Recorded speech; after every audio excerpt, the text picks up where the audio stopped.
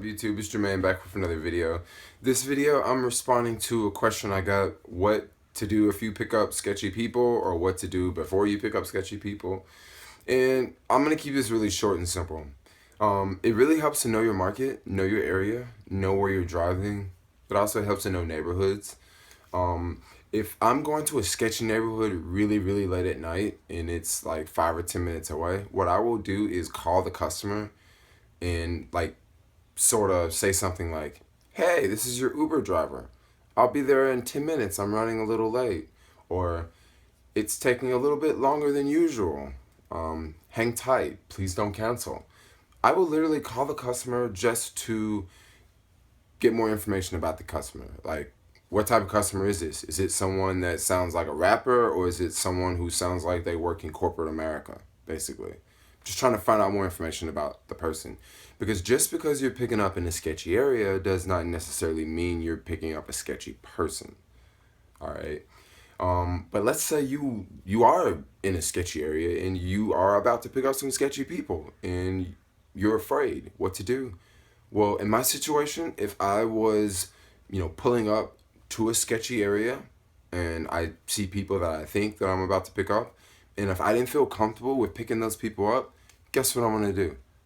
I'm going to keep driving. Yep, I'm an independent contractor. I'm not going to put my life in danger. No one else should put their life in danger either. So what I would do is I would drive off. Every situation is different, all right? Let's say you accept a request, you pull up to a house, all right? And one girl walks outside and she's like, hey, I'm Ashley. Great. She gets in. And then she says, wait, I'm waiting on friends. All right. Now, Ashley's totally cool. She's the one that requested the Uber. She's totally fine. She's not drunk. She's a fun-loving girl. Awesome. Her 3 friends are coming outside, and she's hanging out with Alan, Robert, and Jim. And Jim is just drunk like crazy, and he's just loud, and he's obnoxious, and Ashley can't control him. This guy's on the front seat. She's in the back seat, and what do you do in that situation? I've been in that situation before, and I've literally kicked that person out of the car, and just hope that Ashley doesn't give me bad ratings. Or I will just kick that person out of the car and email Uber and tell Uber what happened, saying, hey, I picked these people up. The girl who requested the Uber was totally fine. She was totally nice. One of her friends were drunk and obnoxious, and I had to kick him out of the car. And I, feared for my safety. I could not, drive the car safely with someone yelling at me or someone screaming at me or someone, insisting to jam loud music while I'm driving. Just send Uber a message and let Uber know what happened, because if you just kick someone out, maybe that person will send Uber a message saying, oh, your driver kicked me out for this or for that or for this or for that. And then Uber is going to get a message. You, send Uber a message, and then the passenger later sends Uber a message. Uber is going to look at this like, okay, the driver sent me a message right after this happened, and also the passenger sent me a message. So Uber's going to look at the situation a little bit different, because now the driver sent feedback as well. A lot of you guys remember what happened with the Uber driver and the Taco Bell executive.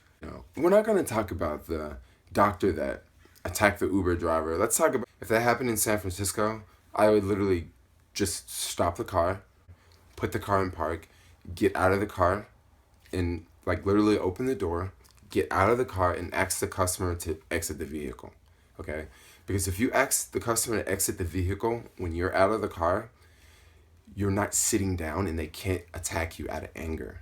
Because a lot of times when you kick someone out of your car, they get really pissed off because it's like this thing in their mind that, oh, I just got picked up, I've been waiting, and I'm trying to get to my destination, and I'm in the car, and I'm about to go there. But when you, literally kick them out because, they do whatever to you, when you kick them out, they literally get pissed off because you just, changed their plan, So I would say, before you kick someone out, step out of the car and kick them out. Because you shouldn't be kicking someone out while you're driving. You should not be driving down the road at 30 miles an hour telling a customer to get the hell out of my car. You should not be doing that. If you kick someone out of your car, you need to have the car stopped. And I would recommend that you're actually outside of the car when you ask them to get out.